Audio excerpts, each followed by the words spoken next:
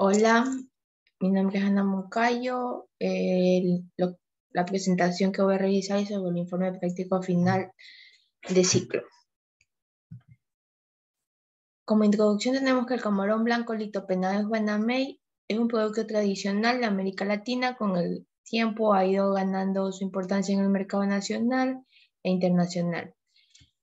En este contexto, Ecuador es un país que atraviesa un constante crecimiento económico. La inversión extranjera cada día aumenta al abrirse el mercado a nivel mundial y realizar negociaciones que actualmente son de vital importancia.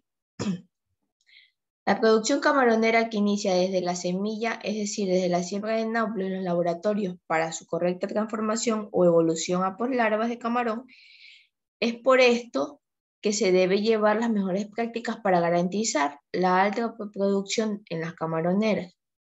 No obstante, uno de los mayores problemas que se enfrentan en los laboratorios es la proliferación de cepas o colonias de patógenos que a su vez traen disminución en las poblaciones de tanques, lo que ocasiona pérdidas económicas significativas para el acuicultor.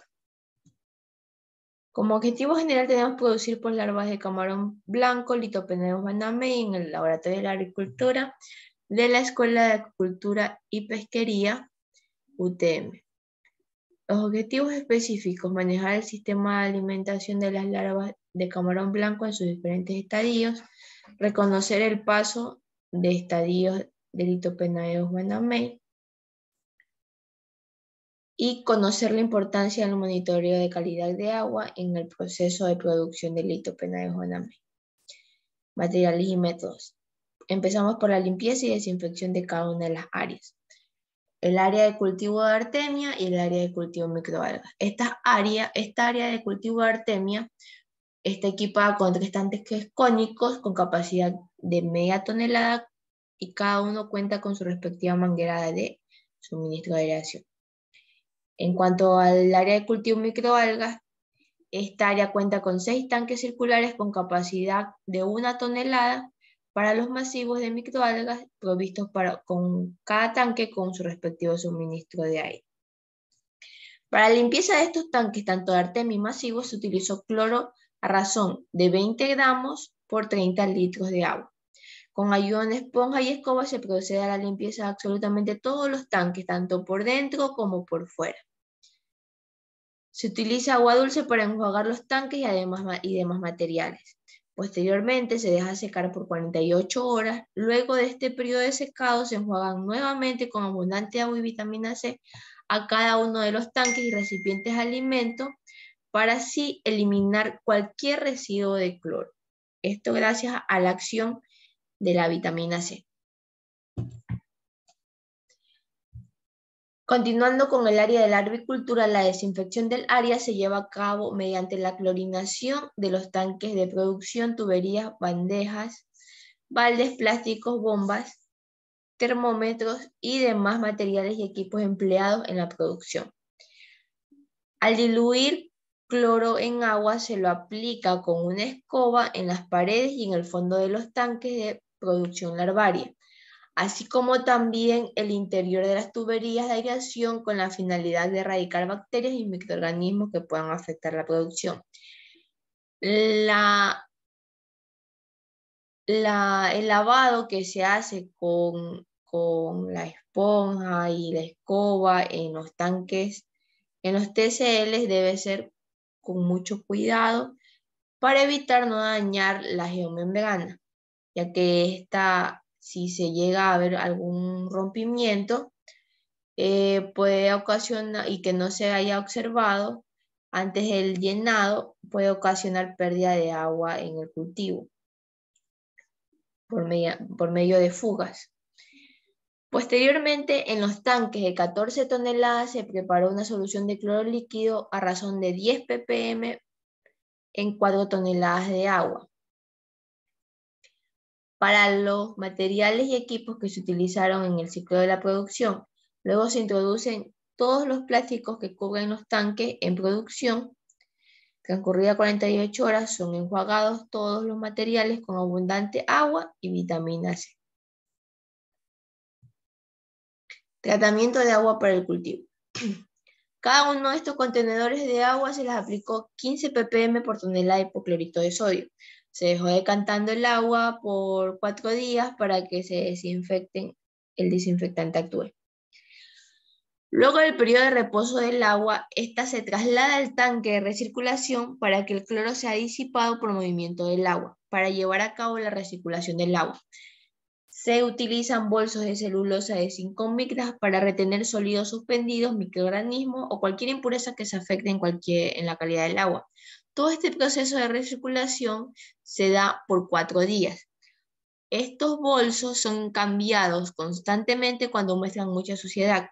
Y una vez que los bolsos muestran que ya el agua no tiene residuos sólidos, se le procede a agregar una solución de EDTA y vitamina C a razón de 5 ppm. El EDTA ayuda a la eliminación de metales pesados y la vitamina C ayuda a la eliminación de residuos de cloro. La importancia de las microalgas para la alimentación de las larvas. Las larvas de camarón naturalmente en la vida silvestre se alimentan principalmente de microalgas, por lo que el uso de las algas como único alimento en los primeros estadios larvales es muy importante. Las algas más utilizadas son las cepas de Isocrisis, Tetracernis, Thalassiosira y Chaetoceros. Las microalgas son microorganismos fotosintéticos capaces de producir alimento a partir de sustancias inorgánicas, siendo imprescindibles en la alimentación larvaria.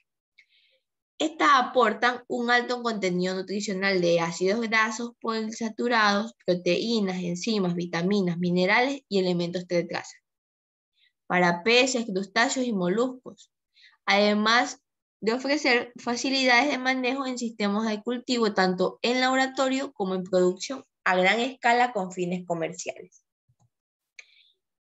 La microalga utilizada para este cultivo fue la Thalassiosira. Esta microalga marina de género Thalassiosira ha recibido un interés creciente como una dieta nutricional adecuada utilizada en acuicultura debido a su tamaño adecuado de 2 a 6 micrómetros. De fácil digestibilidad, rico valor nutricional y preciosos contenidos de ácidos grasos poliinsaturados, como los PUFA, como el ácido docosahexaenoico, DHA, y el ácido eicosanpetanoico, EPA. Esta microalga es utilizada en los sistemas acuícolas como fuente de alimento vivo por contener compuestos como proteínas, carbohidratos, lípidos, vitaminas e incluso moléculas como ácidos grasos que constituyen alrededor del 10 al 20% del total de ácidos grasos, siendo la acumulación del EPA de 5 a 10 veces mayor que la del DHA, útiles en los distintos estadios de larvas y juveniles de los moluscos, peces y sobre todo para los primeros estadios larvales de los crustáceos que se cultivan con interés comercial según Elías 2009. La recepción y siembra del cultivo del Thalassiosira. La resección de estas algas, microalgas, se les realizó el viernes 14 de enero del 2022. Fueron 2 fundas que contenían 20 litros cada una. Estas fueron agregadas a un tanque de 1 tonelada que ya estaba lleno con 500 litros de agua con aireación constante. Posteriormente a la siembra de estas algas, se realizó una fertilización, la cual constó de agregar 6 gramos de metalsilicato de sodio y 8 gramos de estimufol, 2 veces al día, uno en la mañana y otro por la tarde. Esto se lo realiza la fertilización para que estas microalgas tengan mejor rendimiento en su proliferación. Resección y siembra del cultivo de Thalassiosira, SP. Para el repique, primero se dejó que pasara un día, o sea que al siguiente día se subieron los niveles del agua del tanque masivo completado, dando la tonelada.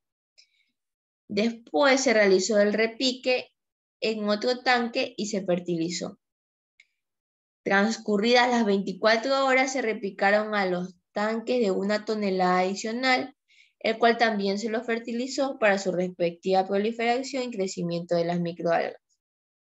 Como podemos observar en las imágenes, tenemos 3 tanques. El último tanque es el último que fue replicado, y entre estos 2 tanques, de este tanque se replicó al tanque del centro, y hasta por medio de la coloración que podemos observar, podemos fijar que en esta había más concentración de algas que la de acá es el repique.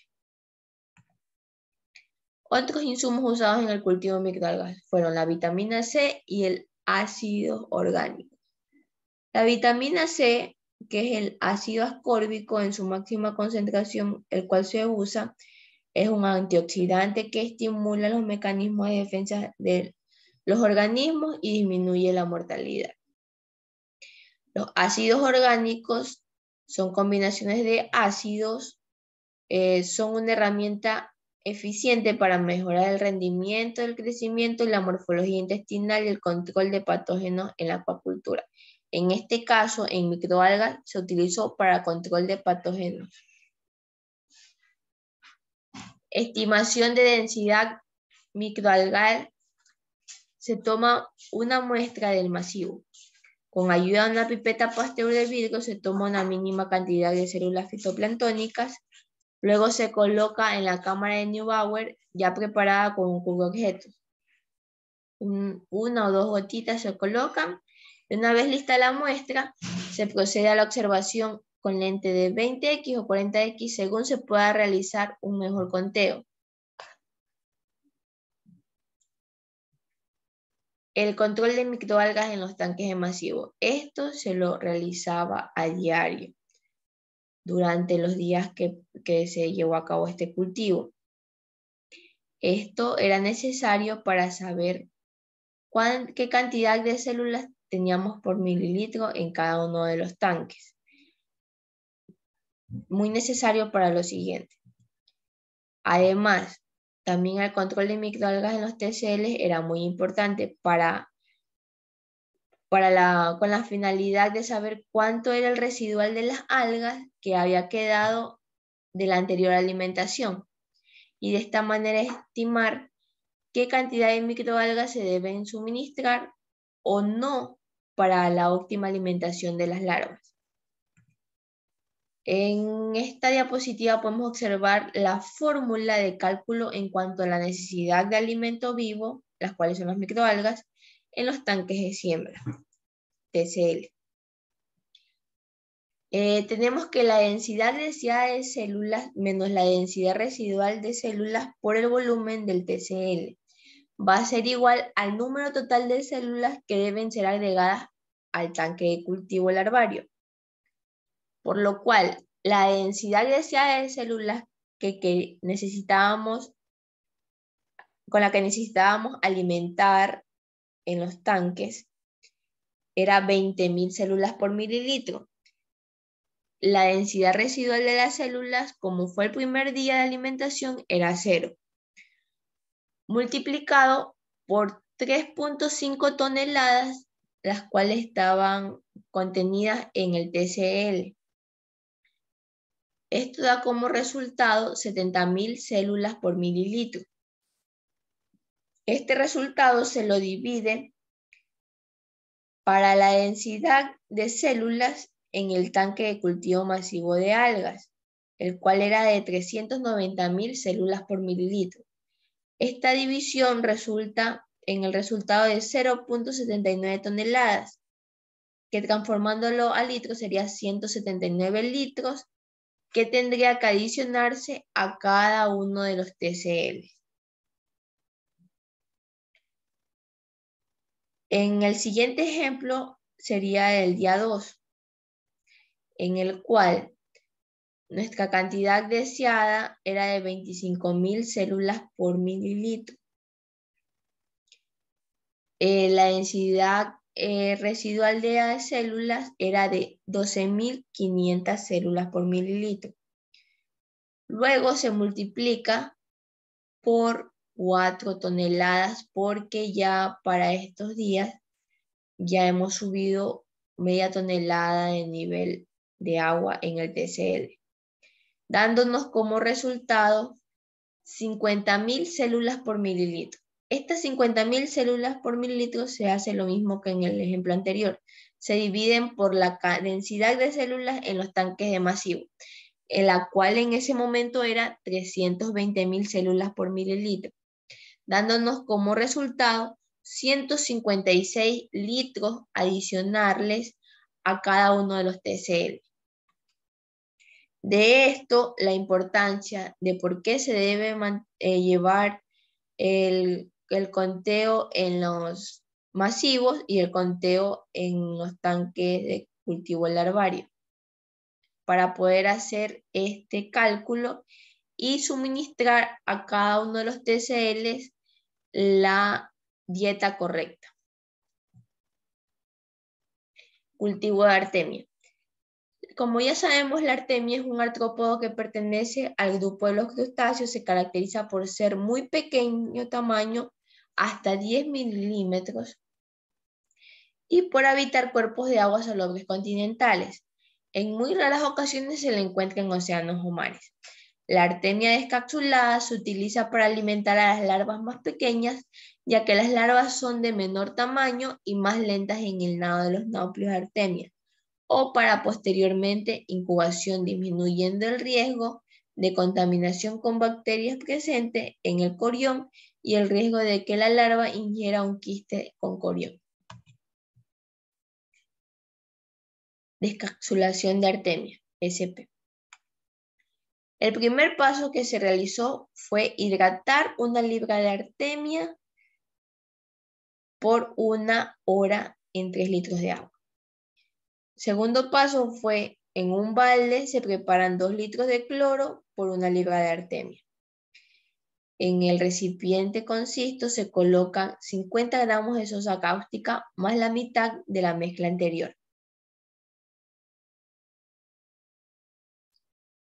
Se empieza a revolver con ayuda de un tubo PVC por más o menos 1 minuto, observando cómo va cambiando el color de los cistos de marrón a naranja y de que la temperatura del recipiente contenedor empieza a aumentar. Inmediatamente, luego de que ya se observa esto, se colocan los cistos en la malla cosechadora y se los lava con abundante agua hasta perder el olor a cloro. Nuevamente se colocan los cistos en el recipiente de 20 litros y se adiciona con otra mitad de mezcla de agua y cloro, y con movimiento circular se mezcla por otro minuto y se hace el lavado en la malla cosechadora con abundante agua. Adicionalmente a esto, luego de haber lavado los cistos con abundante agua, se preparan 10 litros de agua con 5 gramos de artemia. 5 gramos de vitamina C, y se hace el último lavado a los cistos con esta mezcla con la finalidad de eliminar cualquier residuo de cloro. Y finalmente se colocan los cistos en el tanque cónico previamente llenado con 470 litros de agua, aireación y habiendo aplicado el activador para realizar la siembra. ¿Por qué se utilizan 470 litros de agua y no se llena todo? Porque por el movimiento de la aireación, el agua y por ende los cistos sembrados se pueden salir del tanque porque el agua salpica. Entonces, si se llena todo el tanque, esta es la consecuencia que puede ocurrir. Cantidad de nauplios de artemia cosechados. En una lata de artemia se cosechó en total 2.800 gramos de artemia, de nauplios. Estos fueron de la marca de Agripac.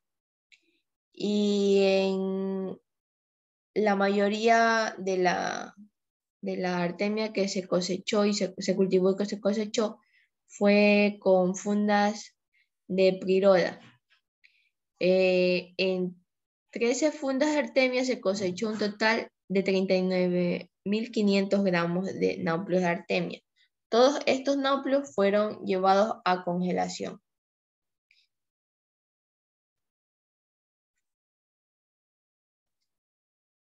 La administración de Nauplius artemia descongelados y huevillos. En esta tabla podemos observar cómo fue suministrada la cantidad diaria de Nauplius artemia y de huevillos y en qué estadio. Por ejemplo, en Z2 a Z3 tan solo se suministró diariamente 360 gramos. Ya para Z3 y Misis 1 se subió la ración diaria a 1500 gramos y así seguidamente se fue aumentando cada día hasta llegar a poslarva 3 a poslarva 4, donde se administró la mayor cantidad de Nauplius artemia, que fue de 5400 gramos. Perdón, de 6600 gramos. Y en poslarva 8 ya se disminuyó notablemente. En poslarva 9 y 10 se suministró 2000 gramos de artemia y ya se comenzó a adicionar huevillos a razón de 600 gramos. Para poslarva 10 y poslarva 11 se suministró 1000 gramos. Hasta poslarva 12, 1400 gramos. Y ya desde poslarva 13 a 14 ya se comenzó a disminuir y terminó en 600 gramos.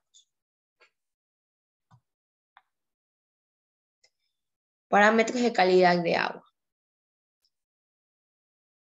La temperatura es un factor físico muy importante para las cuestiones de regulación térmica. Además, cambia el grado de toxicidad de algunas sustancias tales como el amonio no ionizado.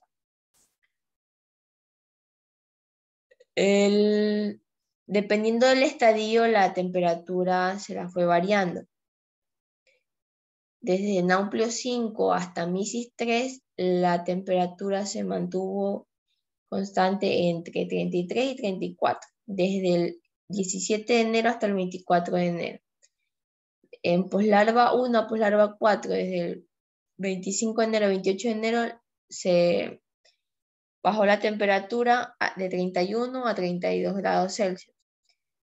Y desde poslarva 5 hasta poslarva 12, en enero, desde el 29 al 31, se bajó la temperatura, se mantuvo en 30 a 31 grados Celsius.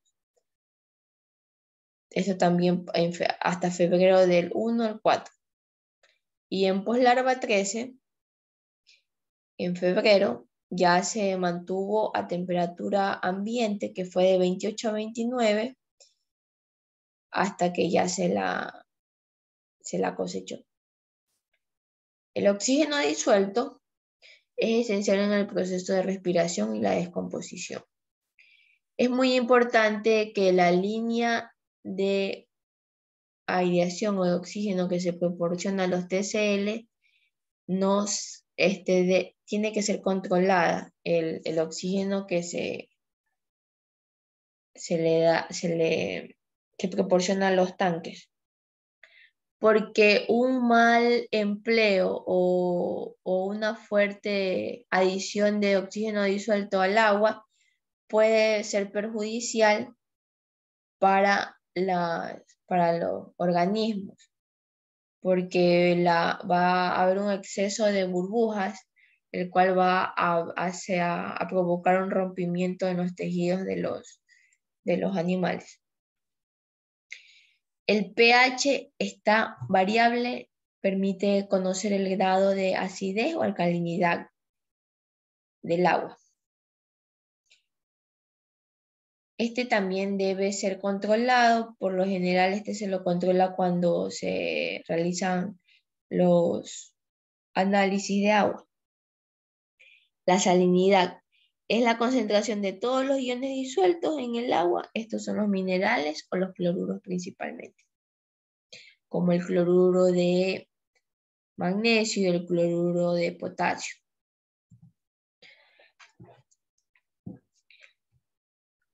Compensación iónica. Los análisis de alcalinidad, magnesio, potasio, calcio y TAC son los básicos para la compensación iónica en nuestro cultivo o en el área, al agua que se le va a suministrar. El rango ideal de alcalinidad es de 120 a 220 miligramos por litro, de calcio de 120 a 160 miligramos por litro, de magnesio de 700 a 1800 miligramos por litro. Y de potasio debe ser mayor al calcio. Y en los TAN es de 0,1 miligramos.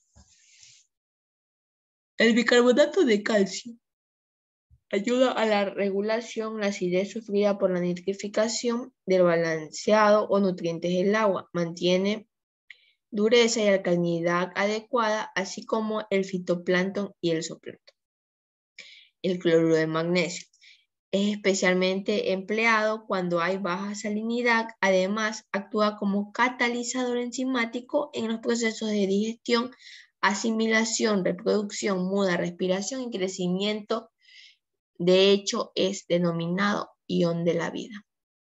Y el cloruro de potasio es un suplemento estimulador del crecimiento.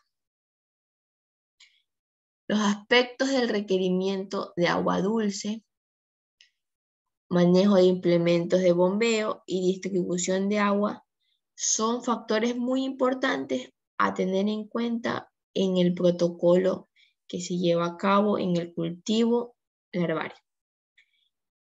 Para el agua dulce se requiere agua pura, previamente clorinada, de 5 a 10 ppm dependiendo de la turbidez, más 5 ppm de vitamina C para inactivar los residuos de cloro. Debe ser aireada, cuyos niveles de clorinidad son medidos previo al vertimiento del estanque de cultivo.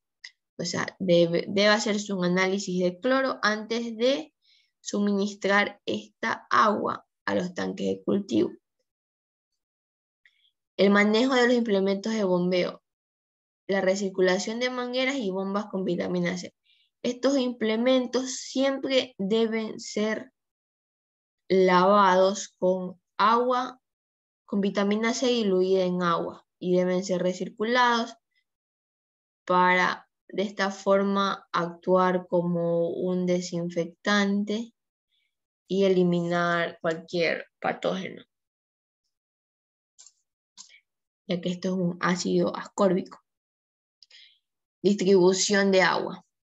Al colocar la manguera en el estanque, es importante hacer colisionar el caudal de la manguera sobre las paredes del tanque para romper el chorro del agua y evitar el maltrato de organismos de cultivo, dispersando el agua por todo el estanque para evitar variabilidad fuerte en los parámetros ambientales. Por ejemplo, cuando se realiza la alimentación con algas, la manguera debe tocar el agua, las paredes del tanque, y esta debe ser corrida por la pared para proporcionar una alimentación con microalgas constante, y no que en ese momento todo el alimento sea proporcionado solamente en un lugar del estanque. Otro factor también es que cuando se hacen recambios de agua y se está proporcionando agua nueva, si por ejemplo se hace un cambio de salinidad, se quiere bajar salinidad y el agua que estamos administrando es agua dulce, entonces debe hacerse el mismo proceso que se hizo con los de la alga, correrlo alrededor del tanque para que el cambio de salinidad no sea fuerte o brusco y cause estrés o hasta mortalidad en los organismos, porque puede ser un choque muy fuerte por la variabilidad de salinidad que va a ocurrir en ese momento. Entonces debe ser todo más homogéneo en todo el tanque para evitar un blanqueamiento de organismos. Insumos utilizados. Los insumos que se utilizaron estuvieron el EpiFit, que es un alimento líquido suministrado desde MISIS 1 a razón de 10 gramos por cada tanque. Y hasta Poslarva 2 de 20 gramos por cada tanque. Este alimento contiene 15% de proteína, 18% de lípidos, 24% de carbohidratos, 4% de fibra y 1% de ceniza. Este alimento es muy importante porque cumple con los requerimientos necesarios para las larvas en esos estadios. También se utilizó probióticos acompañados con bacterias heterótrofas que ayudan a la degradación de materia orgánica. Los probióticos fueron dosificados desde Z3 a 5 ppm por tonelada y desde poslarva 11 a 8 ppm por tonelada. Esto se relacionó conjunto con las enzimas. En este caso utilizamos la marca comercial Biofast. Entre las principales se encuentran proteasa, amilasa y alipasa, que convierten la materia orgánica en nutrientes con la ventaja de hacer la conversión más rápida que los probióticos. Este se lo realizó a partir de Z3 con 2.5 ppm por tonelada. Este producto de enzimas también se lo proporcionó después con bacterias heterótrofas que ayudan a la degradación de la materia orgánica.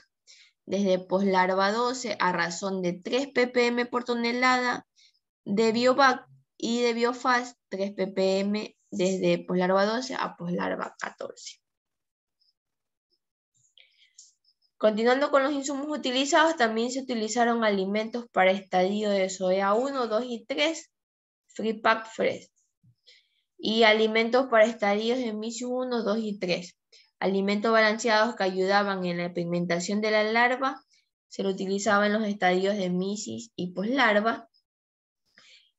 Y ABM como alimento microparticulado, elaborado con un porcentaje alto en proteínas, así como niveles de ufa y aceites vegetales.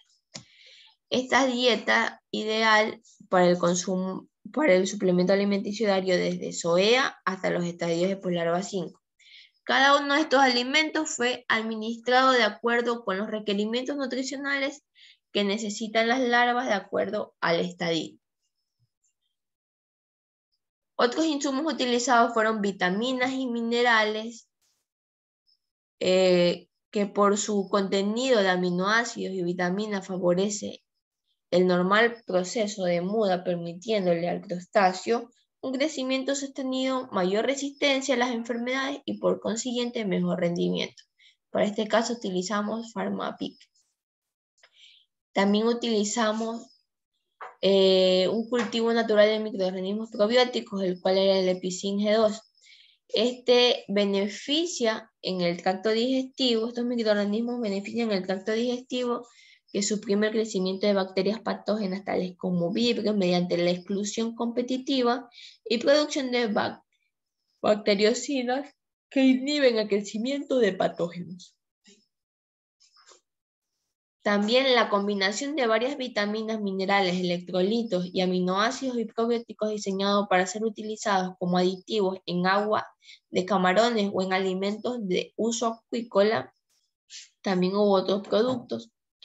Este se lo utilizó para la recuperación de la flora bacteriana durante o después del uso de antibióticos, periodos cortos de enfermedad durante épocas de estrés o bajo consumo. Para esto se utilizó poliestrés. El ácido ascórbico, el cual hablamos anteriormente, actúa como antioxidante y ayuda a la formación de su esqueleto y evita la malformación de especies en el cultivo. Estimula y activa los mecanismos de defensa, incrementa la capacidad inmunológica de la larva de camarón y juvenil y mejora las respuestas del estrés. Por ende, mejora las mudas que sean más completas, aumentando la sobrevivencia de los organismos. El Treflan también fue un producto utilizado a razón, este se lo puede utilizar de 0.05 a 1 ppm, a 0,1 ppm. Para prevenir o reducir las infecciones por hongos. Su aplicación debe ser muy cuidadosa porque no se puede exceder de la dosis adecuada. Incluso este producto ya no es muy utilizado porque se lo consigue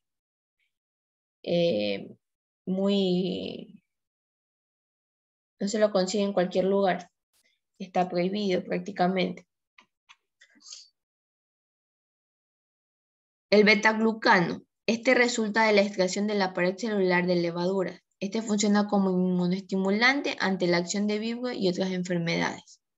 Este producto fue muy utilizado.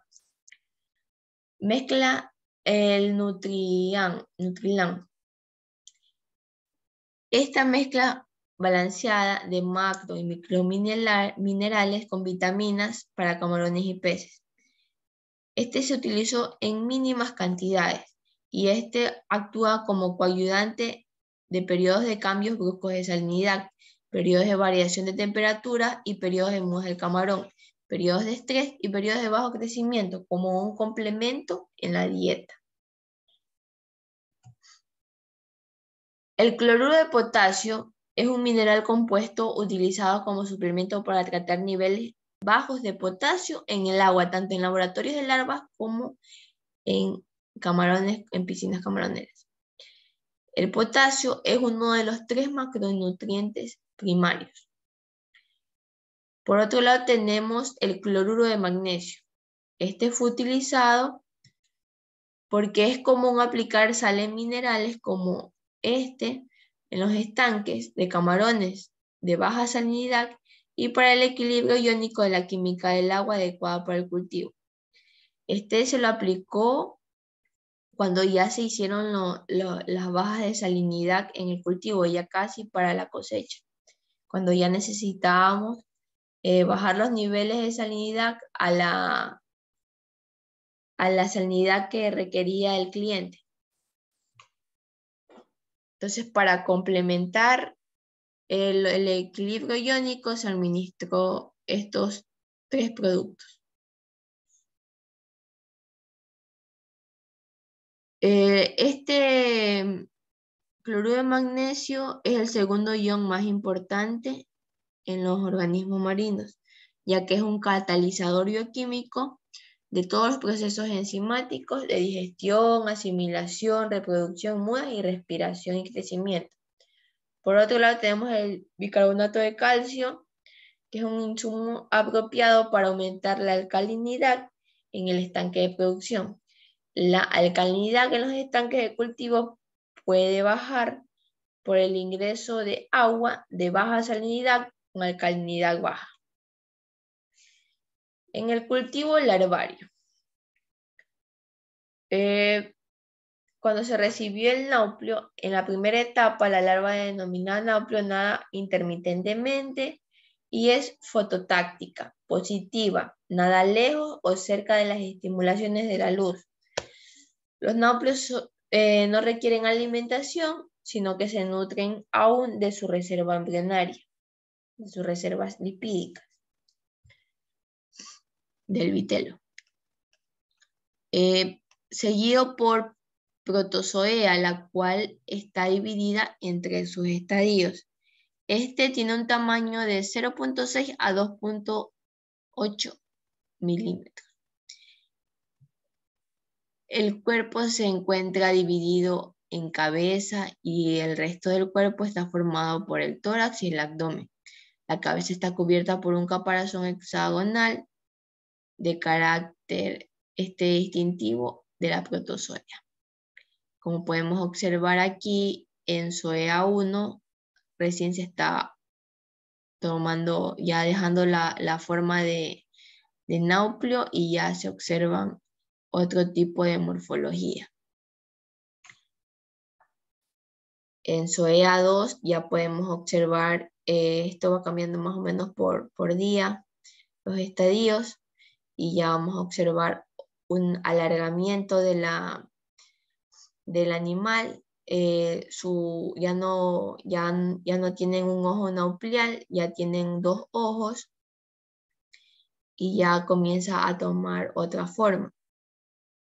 En Zoea 3 igualmente ya podemos ver una larva más alargada y ya está, se comienza a tomar forma en la parte de la segmentación. En Mysis el tamaño es de 2.8 a 5.2 milímetros.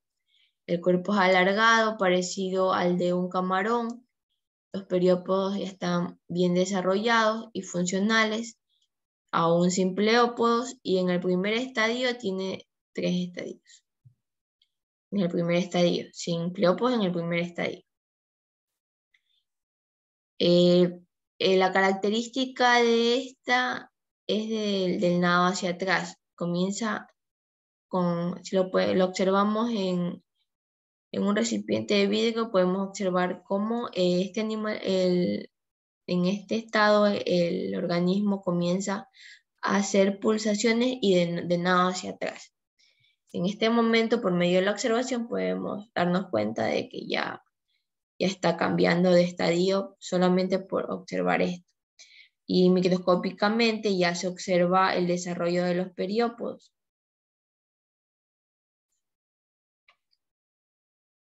El cultivo larvario de poslarva. Este es muy parecido en su aspecto al camarón juvenil o adulto. Talla entre 5 y 25 milímetros. Presenta un rostro romo, pleópodos con sedas, reducción natatoria de los exopoditos en los periópodos y cosa que ocurre gradualmente en unas pocas especies. En esta imagen podemos observar cómo van cambiando los pleópodos. Por ejemplo, en la imagen de acá aún no están muy desarrollados y ya en cuanto van pasado las horas, más o menos unas 4 horas, ya se ve más segmentado el cuerpo del animal y los pleópodos ya están más completos en comparación de esta imagen con la anterior del mismo día, pero en horas diferentes. El conteo volumétrico. A partir de poslarvas se llevó a cabo el conteo volumétrico, el cual consiste en determinar el número de poslarvas en el estanque, dándose de la siguiente manera. Las muestras son tomadas en las esquinas y en el centro del tanque. El conteo de las poslarvas es hecho in situ. Se suma el conteo de las 3 muestras y se divide para 3. Este promedio es multiplicado por el volumen del agua en litros y el resultado da en poslarva 1 y larva por litro.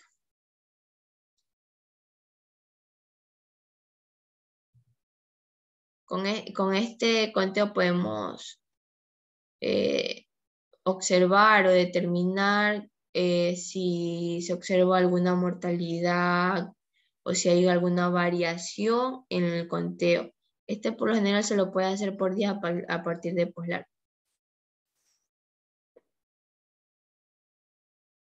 Por ejemplo, aquí tenemos en el tanque 1, se tomaron las 3 muestras, se hizo la sumatoria, se sacó el promedio y nos dio un total de 2.288.000 poslarvas por litro.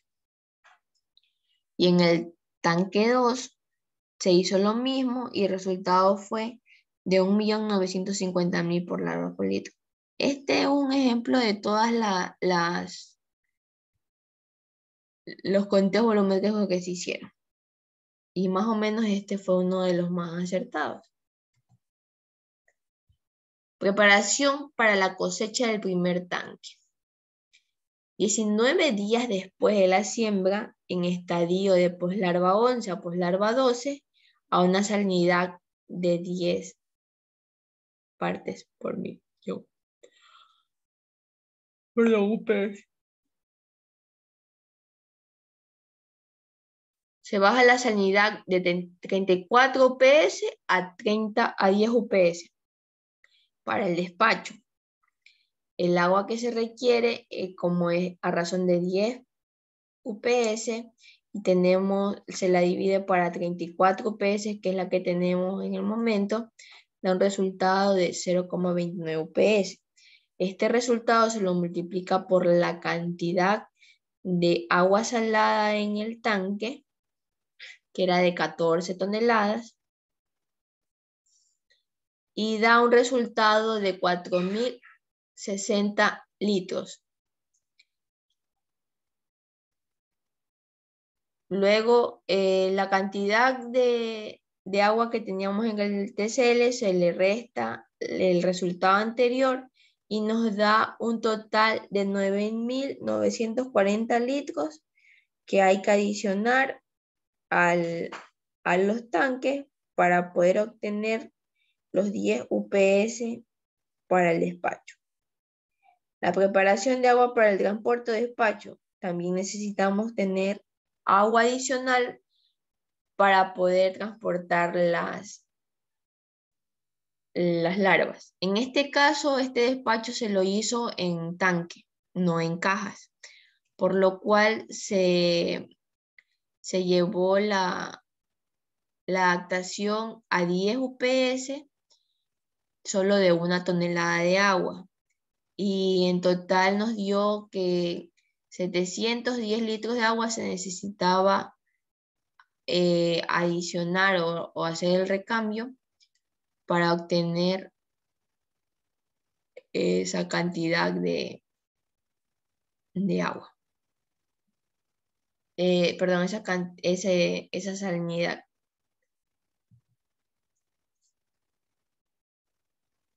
El despacho se lo realiza de la siguiente forma en la preparación. Primero, para realizar el conteo de cuánto vamos a dar al cliente, se realiza un conteo final de la cantidad de larvas de Penaeus totales, se homogenizan las larvas en el tanque y se toma una muestra aproximadamente de 1 gramo de larva.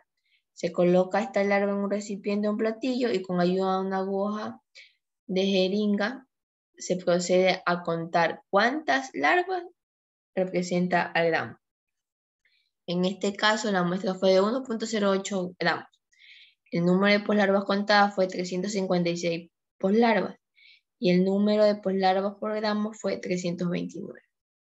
De manera que se dividió 356 para el 1.08 gramos y dio un total de 329 poslarvas.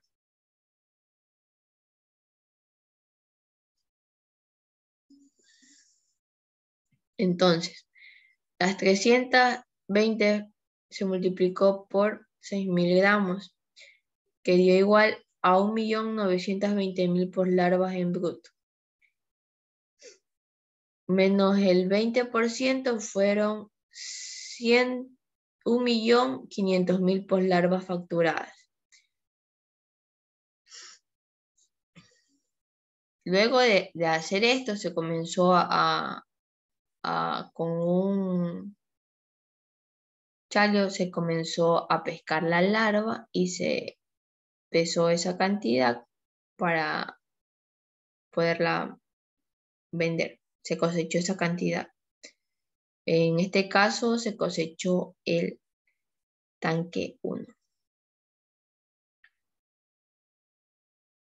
En este caso, la preparación para la cosecha del segundo tanque fue el mismo proceso, pero la salinidad a obtener era de 0 o cercana a 0.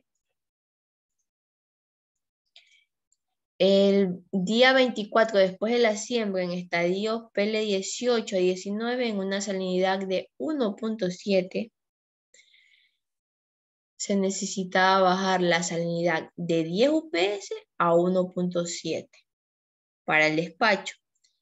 Entonces, La fórmula es, el agua que se requiere es de 1.7 UPS y la que tengo es de 10 UPS. Esto se divide 1.7 para 10 y da como resultado 0.17 UPS.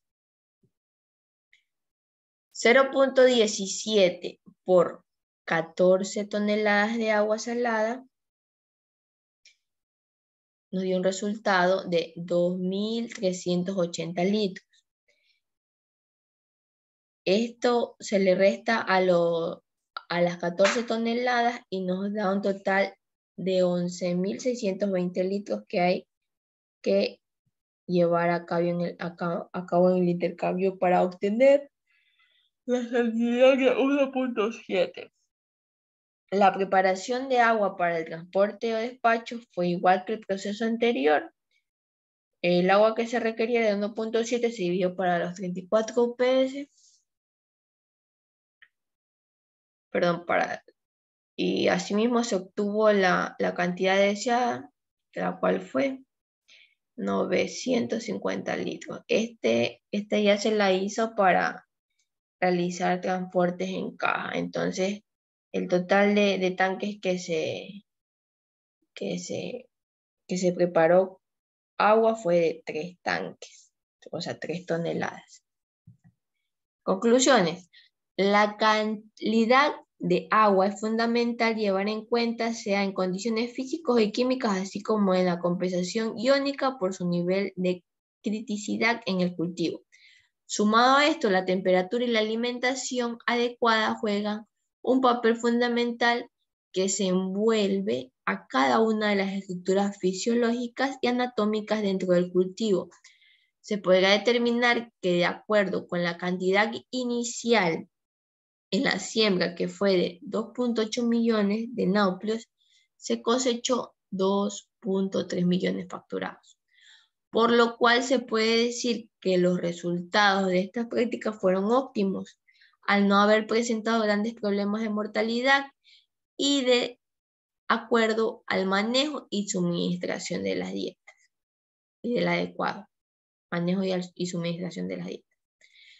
El reconocimiento de la morfología de las formas larvales es de vital importancia en los estudios biológicos de crustáceos, pero también su diferenciación es importante desde el punto de vista parasitológico y patológico.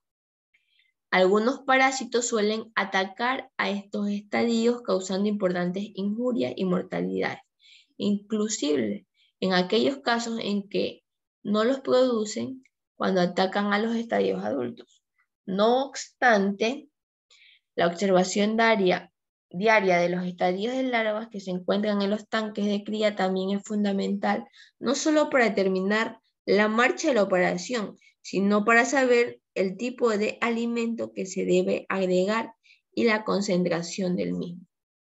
Tenemos el glosario, la bibliografía. Muchas gracias.